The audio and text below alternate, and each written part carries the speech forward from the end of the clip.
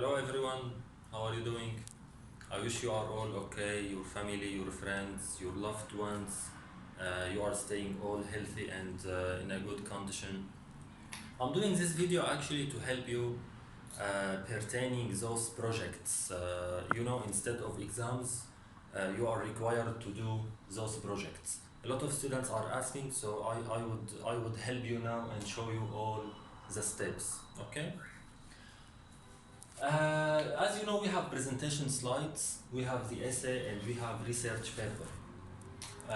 We will not ask you to write about each one of them because we know this is a burden on you and you are already unfamiliar with all these types of writing. So, we will choose either presentation slides and essay combined together, you will write about them, or you will write only about a research paper because it requires more efforts and you have to do a lot of research for it and it needs a lot of time. So we would have it alone if you choose, or we would have presentation slides and essay together. This is your choice. Okay, if you choose presentation slides and essay, you will have your topic. As you know, I sent you a file with all the topics. So you can choose one topic and apply an essay for it, you write an essay for it, and make some slides, design some slides for the same topic. That would be easier, I guess. And by the way, all this project will teach you a lot, because in the university, you will need it. And maybe this is a good chance, because we did not have enough time to have them in school, especially for grade 12. So that will be helpful for you to have some idea and give it a chance. Anyway, you will send me some copies before submitting them and I will help you. We can proofread them, we can edit them together. So that would teach you a lot actually. As for the presentation slides, what I'm gonna do now is to show you the basics, the simple steps about each one. I'm not gonna teach you everything about these genres, they are not easy actually. I'm gonna send you a lot of copies, a lot of materials to help you on the school website. But I'm gonna show you some tips and some general ideas about each one. Okay. We will start with the presentation slides, outlined and organized. Your slides should be outlined from the beginning. They should go flowing each other's. They should not be like abrupted between each other's. They should have a general outline and good organization. The first one showing what all the presentation is about, then going for the specific details. They should be well designed, simple colors. We don't need actually, in the same slide, we don't need many colors. In that way, the audience would not be comfortable looking at the slide and they would not get the information you want to show them. They will be distracted, it's not going to be clear for them. So this is for being well designed, for the graphic design, for the simple colors. I would suggest only 2 colors. I mean, if you have some favorite colors, try to use 2 only. One color for some boxes, another color, the font in one color, the background in another color. Only 2 colors in the slide, or in the whole presentations. You can have only 2 colors, that's enough, I guess.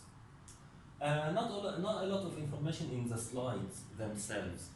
Actually, the idea itself is strange because you would send me the slides, the PPT file,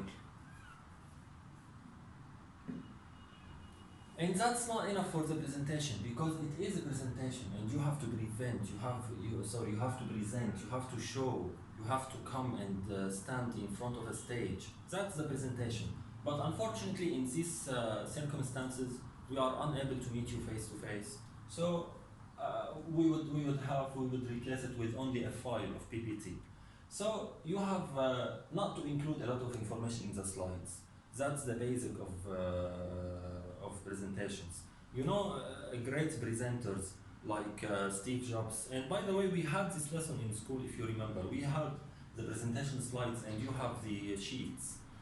When we saw the video in school, we noticed that he does not have many information on the slides.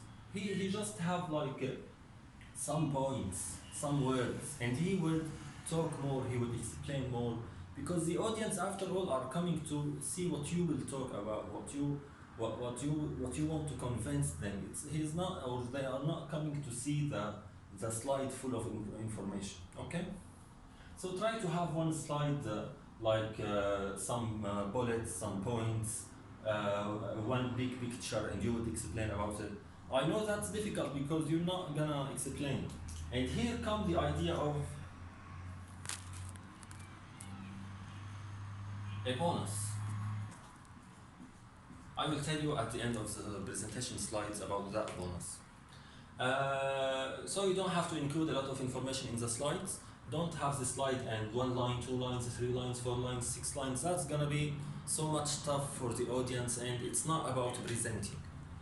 Use photos, as I told you. You can have some pictures, big pictures to explain, because you know a picture matters like 1,000 words. Links to videos, articles, websites. Maybe a good article and you cannot include it in the presentation slides, so a good idea is to have a link for it on the slide.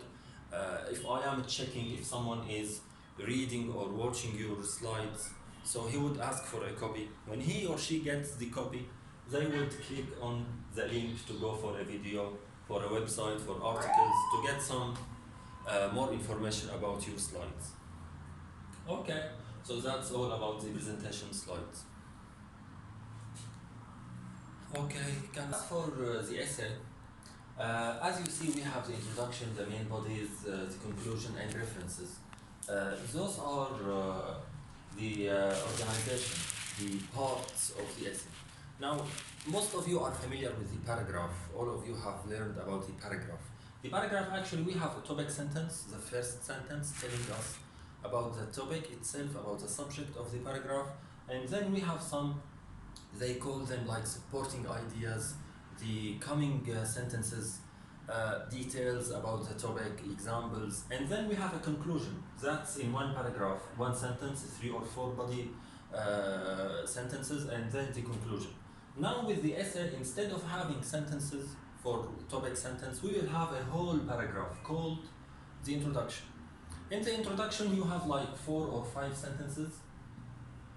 You will talk about the topic, why it's important, why you are writing about it, and at the end of the introduction, you should answer the question. You should have your position.